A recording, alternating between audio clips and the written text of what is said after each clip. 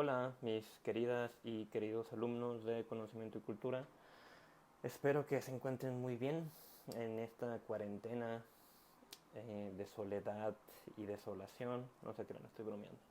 Eh, este es el primer video que hago para ustedes en medio de esta cuarentena y en medio de la pandemia que en tanto nos aqueja y nos atañe. Eh, Antes que nada les quiero pedir una disculpa porque instalé, ¿no?, mi aula virtual y todo, ¿no? O sea, no aula virtual, bueno, mi aula en casa, ¿no? Y me compré un nuevo pintarrón, uno más grande del que tenía, lo instalé, pero pues al parecer las luces, ¿no? Como que mi cerebro no me dio para darme cuenta de que pues iban a reflejar en el pintarrón. Creo que sí se alcanza a ver, ¿no? Igual lo chido del video es que pueden pausarlo en cualquier momento y tomarle screenshot y ver qué dientes escribí. Y bueno, además sé que mi bella letra es muy legible, es un sarcasmo, sé que a lo mejor mi letra es muy, muy, muy fea. Entonces, bueno, de todas maneras, entre el problema de la luz y el problema de la letra per se, les iré diciendo qué escribí, ¿no? Más o menos este esquema es algo que ya lo han visto, o sea, esto ya de hecho lo vieron en clase unas 2 o 3 veces, ¿no? Y no quiero ser tan repetitivo. Hoy este primer video es para cotorrear sobre, bueno, recuerden que cotorrear en nuestra clase significa discutir y reflexionar un problema filosóficamente hablando, ¿no? Hoy les propongo dialogar sobre el problema del mal, ¿no? Cotorrear sobre el problema del mal. Y me voy a ceñir en el primer capítulo de un librito muy, muy, muy, muy interesante que se llama El efecto Lucifer y que es precisamente este. Y que, bueno, dicho capítulo es el que ustedes van a tener que leer en esta semana. ¿Ok? Pero antes de hablar o de cotorrear sobre el problema del mal, tengo que hablar o tengo que recordarles un poco lo que hemos visto, ¿no?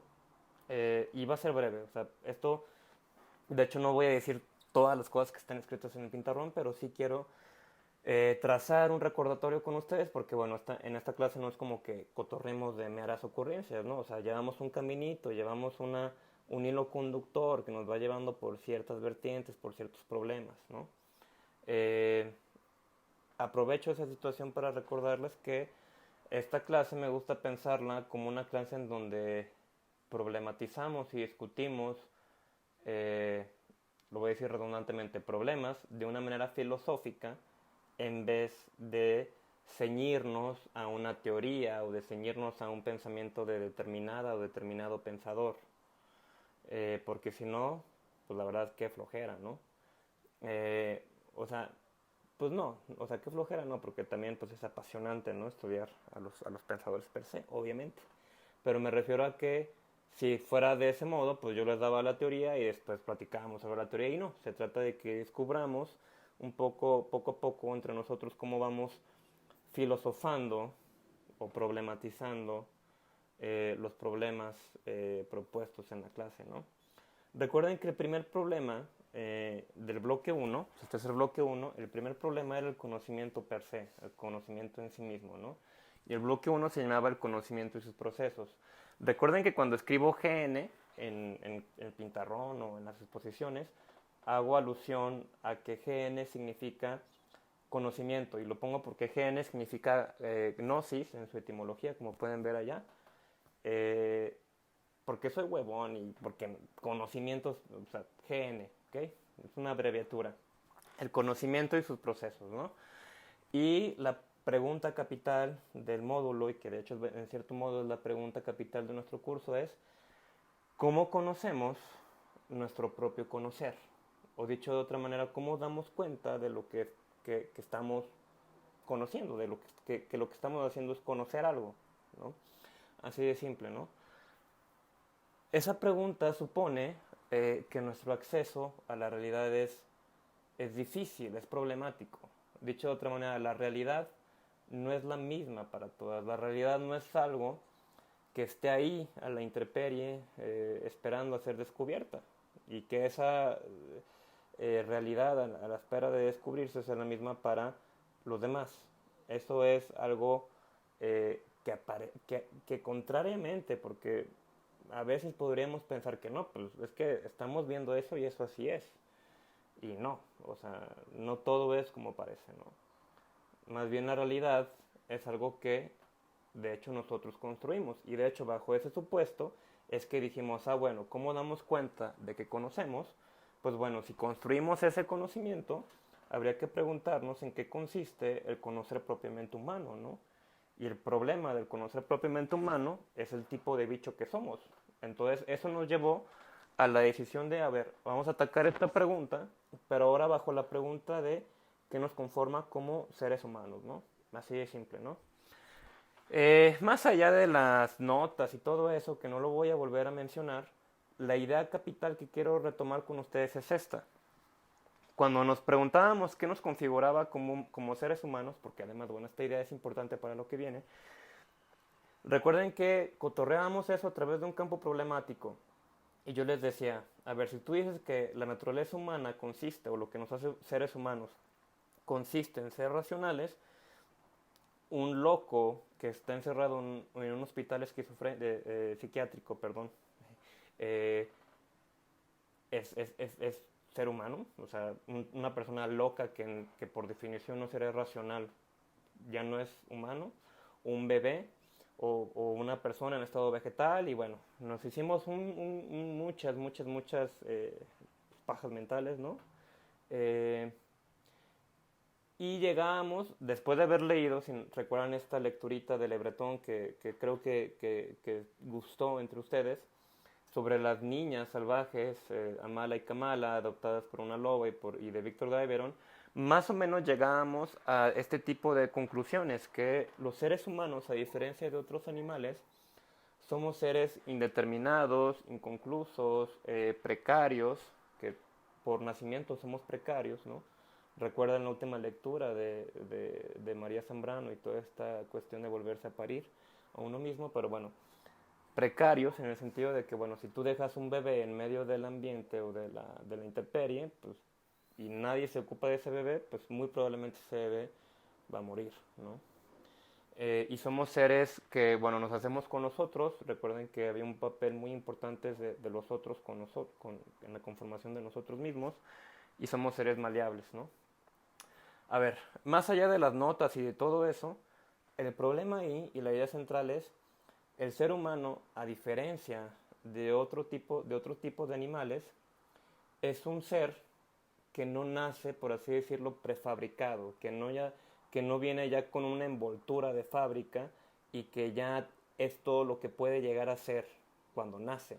Y ese es el problema del ser humano, que muchas veces nuestra humanidad no reside precisamente en lo que somos, sino en lo que podemos ser.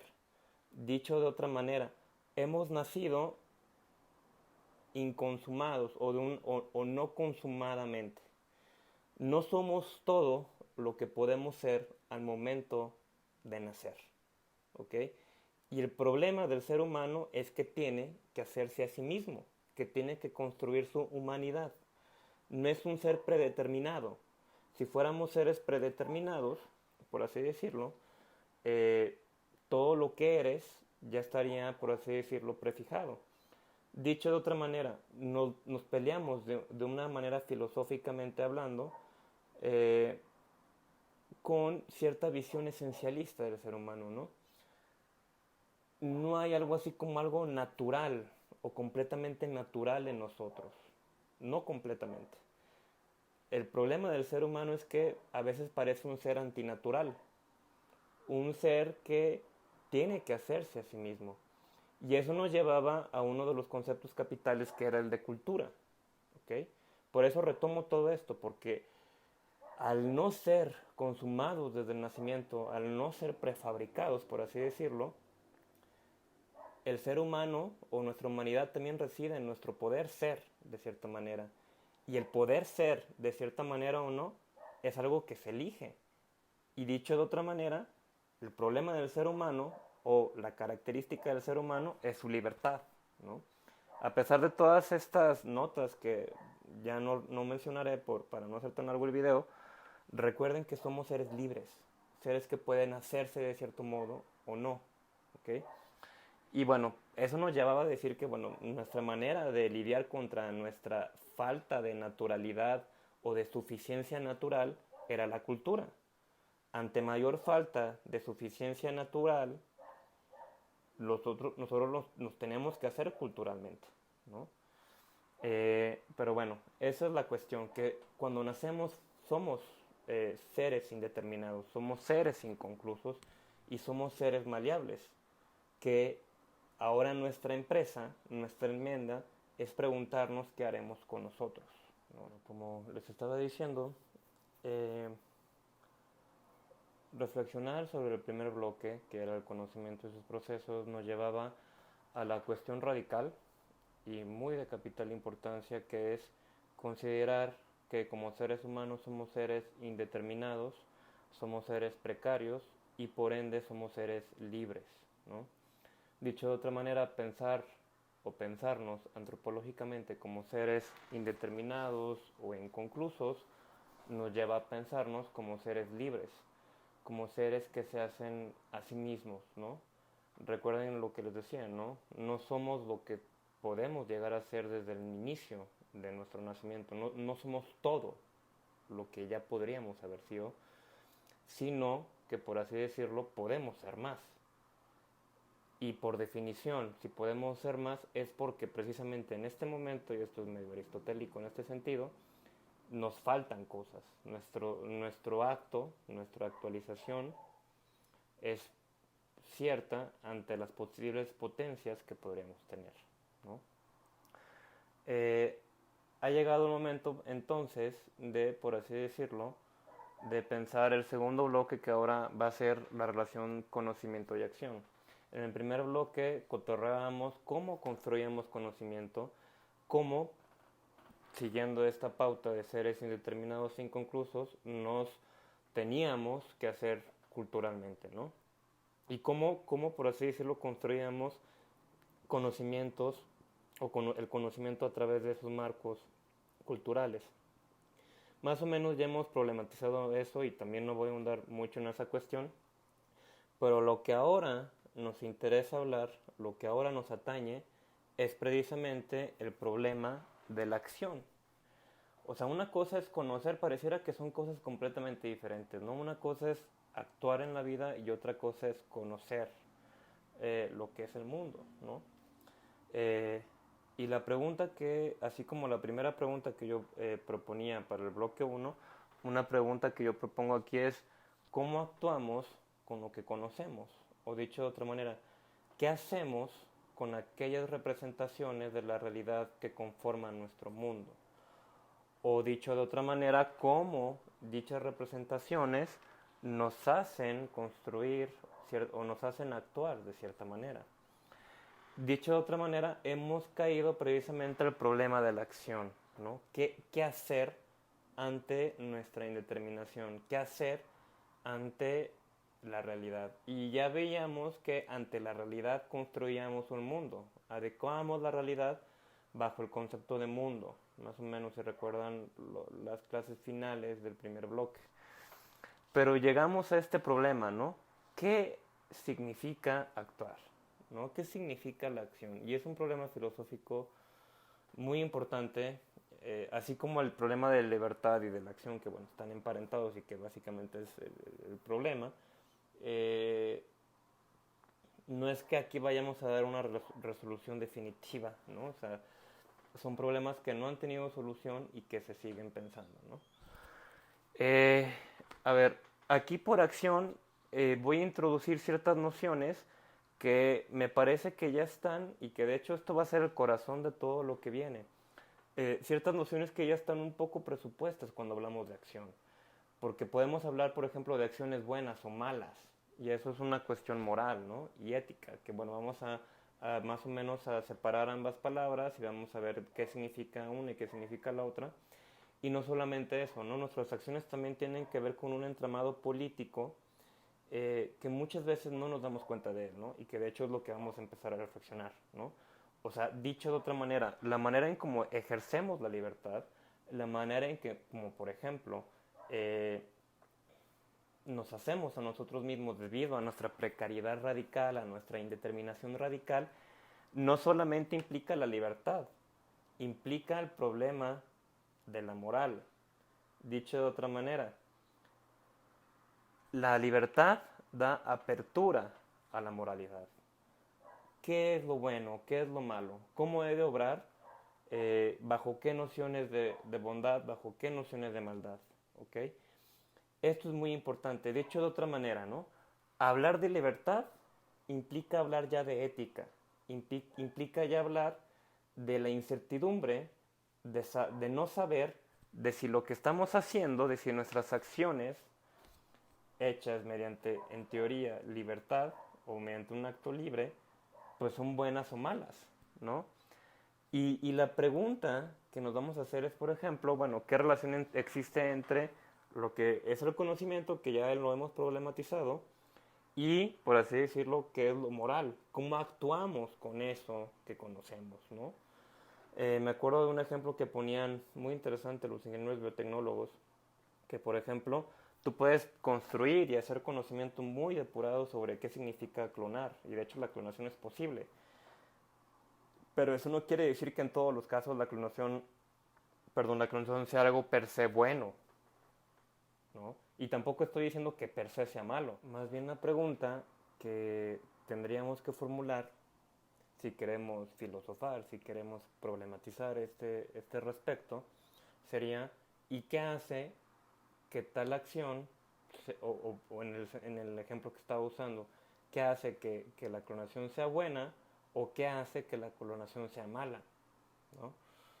Eso nos ayuda, o eso, bueno, más que ayudar, eso nos lleva a preguntarnos la raigambre del asunto, ¿no? ¿Qué significa de fondo ser libres, ¿no? Más allá de si lo somos o no, y de que si la libertad es hacer todo lo que tú quieres, y si no puedes hacer todo lo que tú quieres, entonces no eres libre, y todas esas cosas. La pregunta que sigue sin tener respuesta y que por no tener respuesta hay que seguir pensando es ¿qué significa ser libres, ¿no?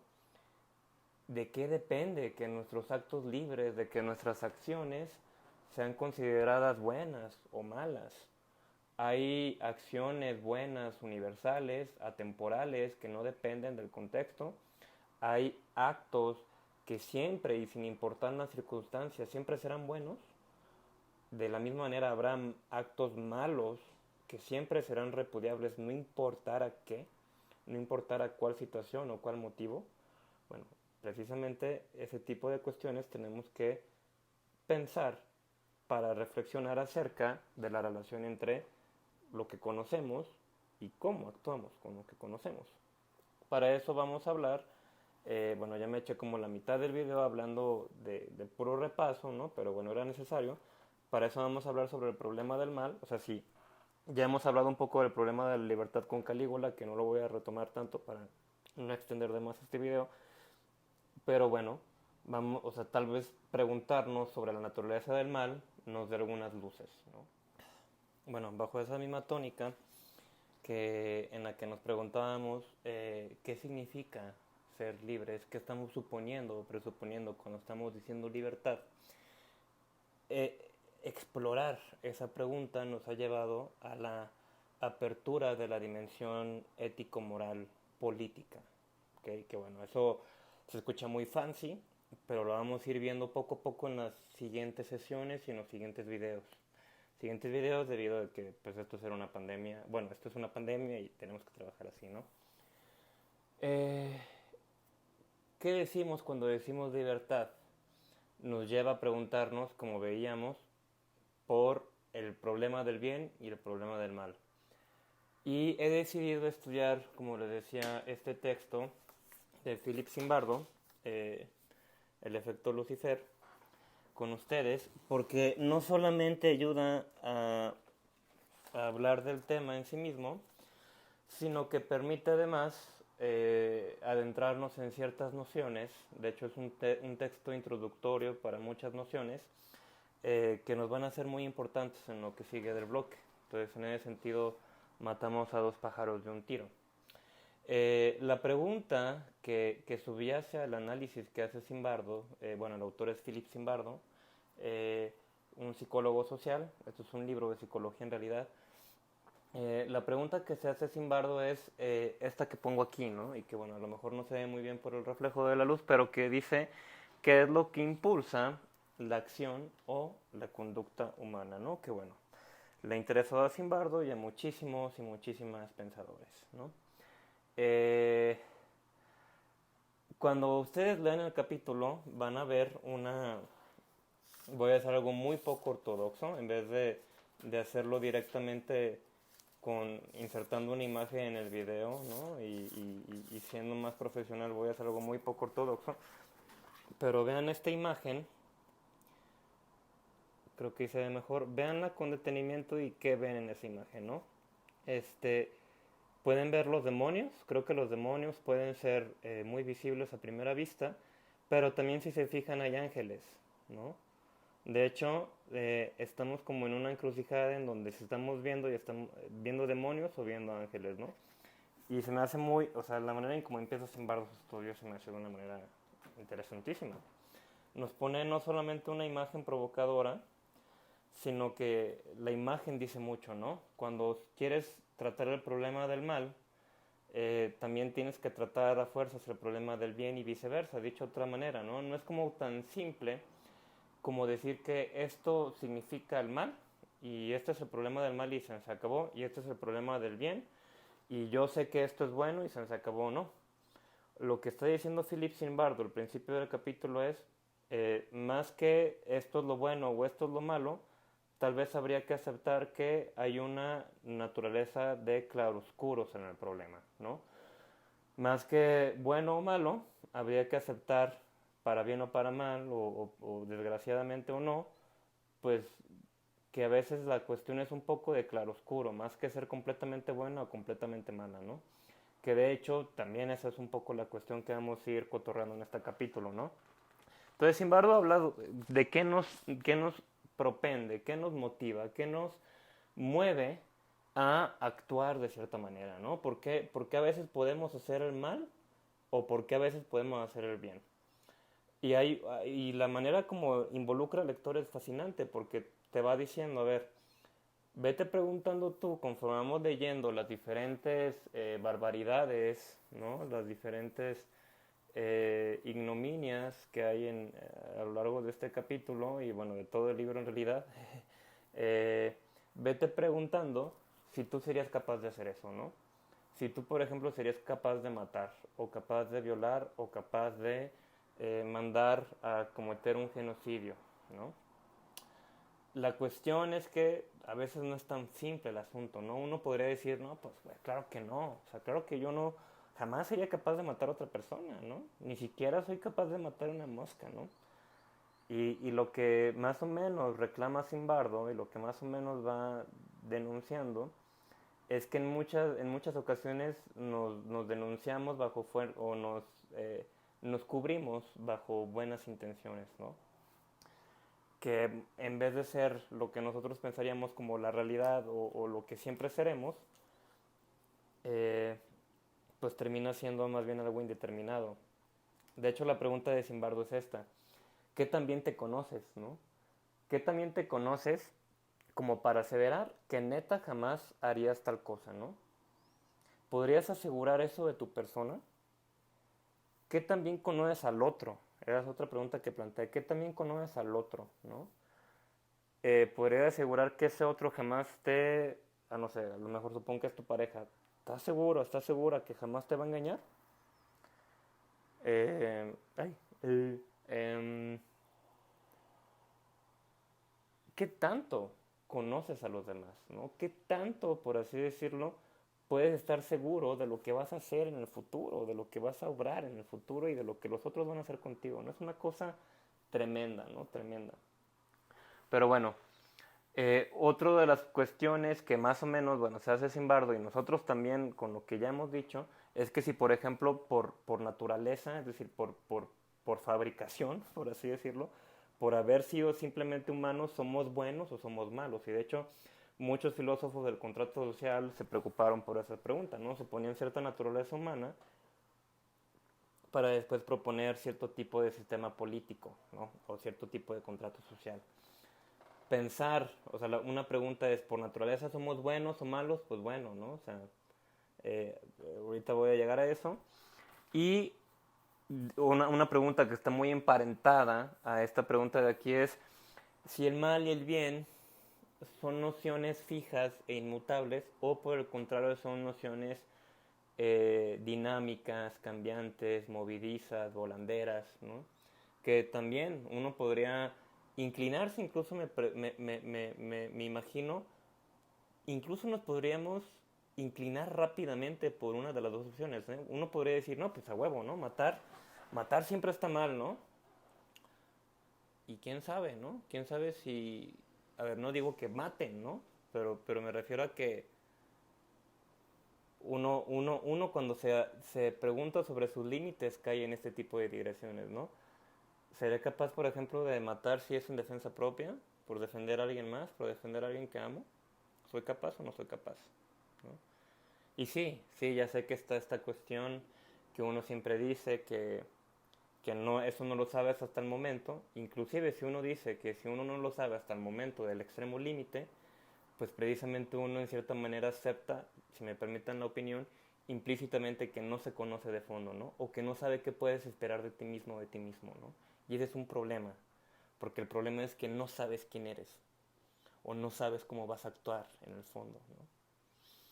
Eh, ahora bien, eh, y bueno, esas son preguntas un poco generales que hago a raíz de la lectura, que ustedes van a tener que también realizar. Y más o menos la manera en que el autor, Philip Zimbardo, ataca esas cuestiones o esas preguntas son las siguientes, ¿no? Yo distinguiría tres más preponderantemente en el texto, las cuales son la noción esencialista, la noción incremental y la noción sistémica, ¿no? Trataré de ser un poco sintético en la exposición. Por ejemplo, la visión esencialista, esencia. Cuando hablamos de esencia, estamos hablando de naturaleza, ¿ok?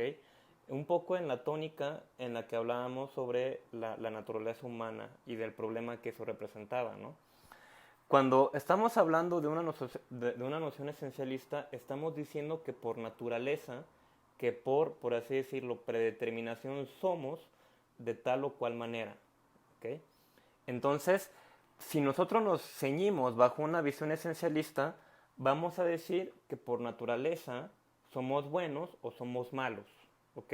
Más aún, este tipo de visión esencialista, recuerden, o sea, y perdón por hacer el énfasis, pero es muy importante, cuando hablamos de esencia, hablamos, o de esencialismo, hablamos de cierta manera prefijada ya de ser, de cierta naturaleza, ¿no? De cierto modo de ser que, por así decirlo, no solamente ya lo teníamos, sino que además muy difícilmente podríamos cambiarlo, ¿ok? Que por esencia así somos, ¿ok? Entonces, en ese sentido, si hablamos de una noción esencialista, para Zimbardo, los factores más importantes son los factores internos de la persona, ¿ok? La naturaleza en su interior así es. Eh, y además, puesto que habla de cierta interioridad, habla también de cierta disposición. Estamos ya dispuestos, predeterminadamente, si se quiere decir, a hacer el bien, o estamos dispuestos o dispuestas a hacer el mal. Y el problema que ve Zimbardo en esta noción esencialista es que recae en una dicotomía entre lo bueno y lo malo. Si aceptamos la noción esencialista, estamos aceptando que hay una distinción entre las personas buenas y las personas malas, ¿no? Y de hecho, aunque nos choque mucho, o sea, uno podría decir, no sé qué, o sea, esto creo que lo veremos en la videoconferencia que hagamos, me interesa obviamente saber lo que piensan ustedes, pero una persona, creo que cultural y occidentalmente nos parece muy chocante negar esta postura esencialista, ¿no? Lo mismo que les preguntaba al principio, bueno, no al principio del video, cuando empecé a hablar de Zimbardo propiamente y del problema del mal, de qué tan capaz eres tú de hacer el mal, ¿no? Y que yo me pongo en ese costal, yo diría, yo no sería capaz de hacer un chingo de cosas, ¿no? Pero, ¿y qué tal si sí? Es muy chocante ir en contra de esta noción esencialista, porque una noción esencialista propone eso, propone qué diferencia entre lo bueno y lo malo, ¿no? Y que eso ya está, por así decirlo, prefijado, ¿no? Y que yo soy bueno, y que si soy bueno es muy difícil que me llegue a corromper para poder hacer barbaries, ¿no? Y de la misma manera que si alguien ya está corrompido, pues será muy difícil a lo mejor reformarlo, ¿no? Eh, Ahora bien, esta noción esencialista se centra en el quién, ¿ok? Y se centra en el quién, puesto que estamos hablando del problema interno de la persona. ¿Quién es quien está haciendo el bien? ¿Quién es quien está haciendo el mal? ¿No? Y dicho de otra manera, el bien y el mal nacen en el quién, nacen en los factores internos, nacen en la disposición. Estamos ya dispuestos, como les decía, a hacer lo bueno o lo malo. Por eso estamos hablando de quién, ¿no? Ahora bien, eh, hasta a esa noción, Zimbardo contrapone y le da más peso a la noción incremental. Zimbardo le da más peso y yo también. Y es algo que quiero discutir con ustedes. No estoy diciendo que nosotros le vamos a dar más peso porque no sé qué piensan ustedes. Como les digo, me gustaría saber qué piensan. Pero por así decirlo, si la noción esencialista aceptaba la naturaleza, lo que va a ser la noción incremental es ir en contra de la naturaleza. ¿Ok? Lo que va a hacer la noción incremental es... ¿Incremental? Soñé como ok, ya. Estoy diciendo. Lo que va a hacer la noción incremental es negar que tenemos una naturaleza o disposición, precisamente cierta disposición natural, a actuar de tal o cual manera, ¿no? Si la noción esencialista se centraba en factores internos y disposicionales, la noción incremental o gradual, por eso se llama incremental o gradual, porque puede variar precisamente, aquí no varía, ¿eh? O sea, la noción esencialista, eso no es, o es bueno o es malo, y así es. En la incremental no, eso hablamos de, puede variar la tasa de lo que es bueno o puede variar la tasa de lo que es malo. En esta noción incremental, más allá de preocuparnos por lo interno y por la disposición, vamos a hablar de la cuestión externa y de la situación, de los factores situacionales. Lo que Zimbardo va a proponer en este libro es, más que tú seas malo por haber nacido malo, no es que hayas nacido siendo culero, ¿no? Es que más bien hay muchas situaciones que te han hecho ser así, ¿sí? No es que nazcas siendo malo, nos hacemos malos, crecemos aprendiendo el mal o aprendiendo el bien. Y eso es gradual, por eso se llama incremental o gradual. No es que, por así decirlo, ya naciste bueno y ya te vas a ir al cielo y que Dios te bendiga y toma agua y todo eso, no. Simple y sencillamente, en la noción situacional o incremental, nuestra conducta depende de la situación, de la, perdón, iba a decir una tontería, de la situación, de la circunstancia. Lo que nos hace es la circunstancia, ¿sí? Y por eso también es un factor externo. Zimbardo está hablando de factores externos en esta noción incremental, antes que internos, ¿no? Lo que nos hace actuar de tal o cual manera son factores externos, ¿no? Por ejemplo, este tipo de noción, como les decía, va en contra de la noción esencialista y más allá de eso, lo que acepta o lo que estamos aceptando en esta noción incremental es precisamente la beta de reflexión que estábamos más o menos cotorreando en clase, que somos seres indeterminados, que no sabemos cómo actuar de una manera prefija o anteriormente o anterior, que somos seres desprovistos, somos seres precarios. Dicho de otra manera, la noción que más empata con lo que hasta ahora hemos reflexionado es precisamente la noción incremental. ¿Por qué? Porque nuestro yo es un yo volandero, es un yo movedizo. Tú no eres tú siempre.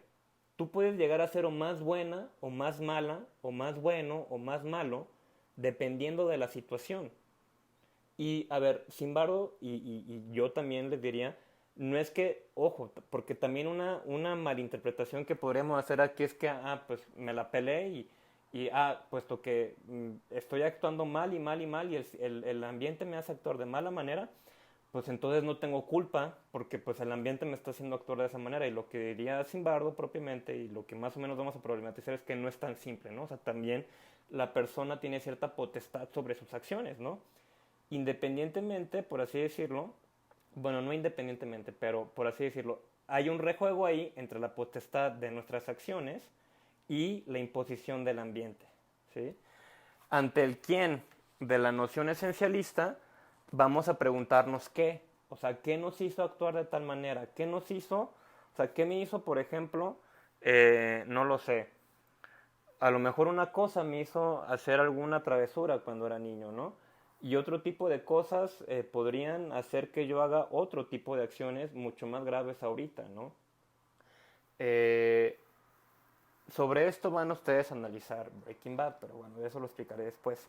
Solamente para dejar una breve explicación final de estas dos nociones, esencialista e incremental, me gustaría retomar el ejemplo que el propio Zimbardo da en el capítulo cuando dice que si tú te ciñeras bajo la noción esencialista, tú creías que el problema de una enfermedad reside en curar al enfermo, es decir, al quien está enfermo, ¿no?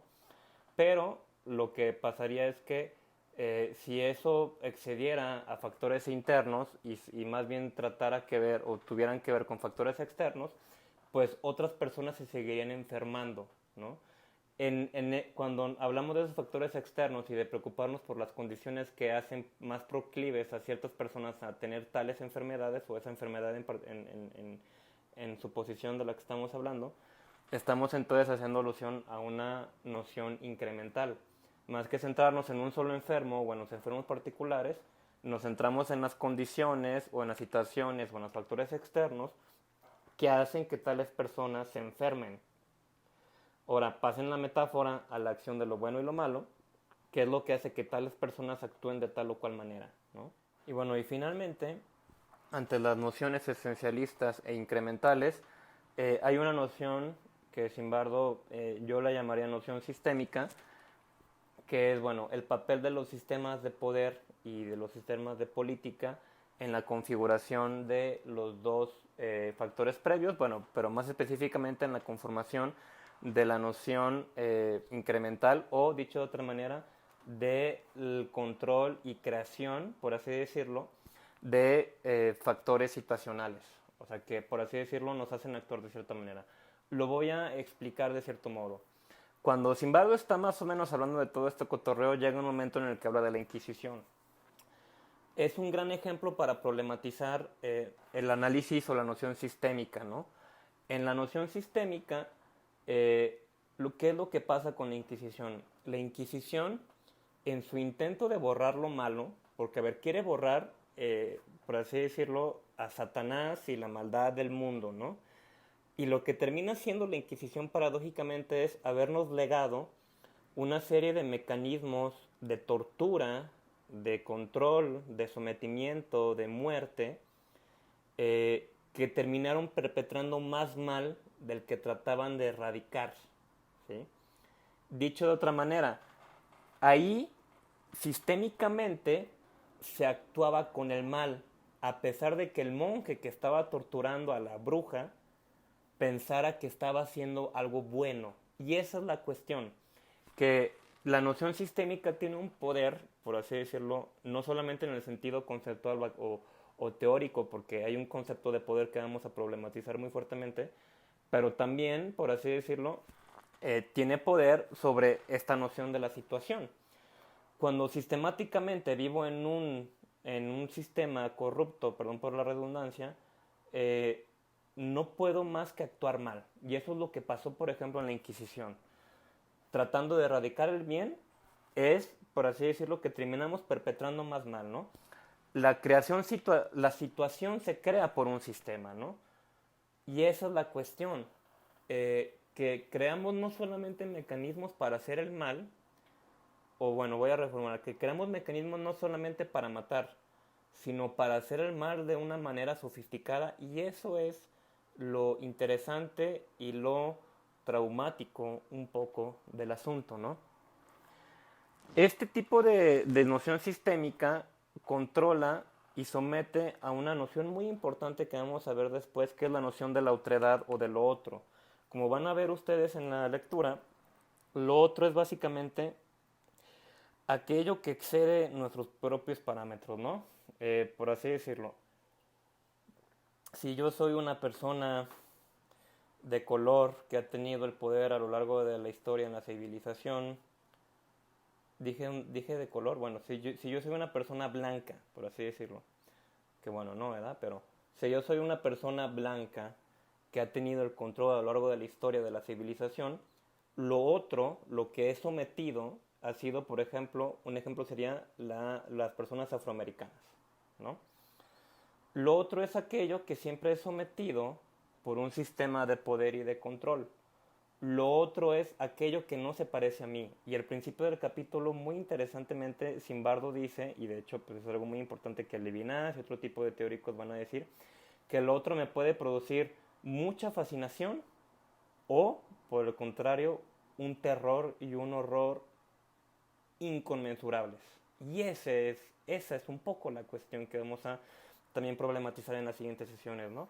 Y bueno, ya finalmente para terminar este video, precisamente cuando Zimbardo está haciendo una recopilación de todo lo que había dicho y hablando de este tipo de noción sistémica, toma el tema de la Inquisición, que bueno, ya más o menos lo planteé, pero más allá de eso, no solamente se trata del mero sometimiento, sino de la manera en cómo se somete, ¿no? Y es ahí cuando habla de una creatividad malvada, ¿no? Esta creatividad malvada no solamente compete al tema de la Inquisición, sino que compete a cada uno de los ejemplos que ustedes van a ver. Dicho de otra manera, no solamente se trata de perpetrar la muerte o el control, sino se trata también de el cómo se perpetra tal o cual mecanismo de control.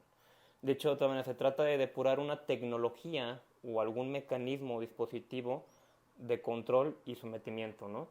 Por ejemplo, cuando habla de Ruanda, cuando habla de Nanking, habla, por ejemplo, del papel de la violación y de cómo, por así decirlo, no solamente tenían que darle muerte a los que eran sometidos, y bueno, no me meto mucho en el tema porque si no este video sería inacabable, pero habla también de que tenía que violársele a las mujeres y tenía que estar en presencia de la familia cuando eso pasara y obligaban a hijos violar a sus madres y padres violar a sus hijas, o sea, una cosa tremenda, horrible, se te hace un nudo en la garganta de solo leerlo, ¿no?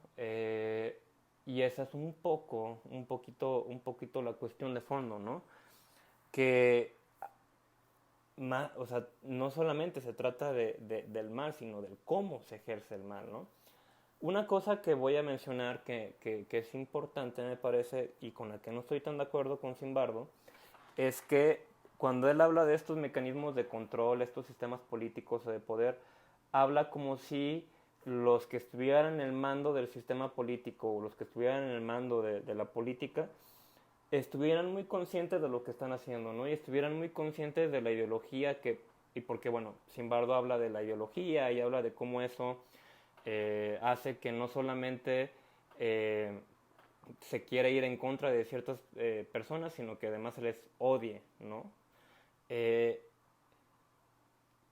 lo que yo le debato a Zimbardo y lo hago por una noción Foucaultiana es que es esta noción o esta presuposición de que los que están en el poder tienen completa potestad en el poder, como si fueran completamente conscientes de lo que hacen.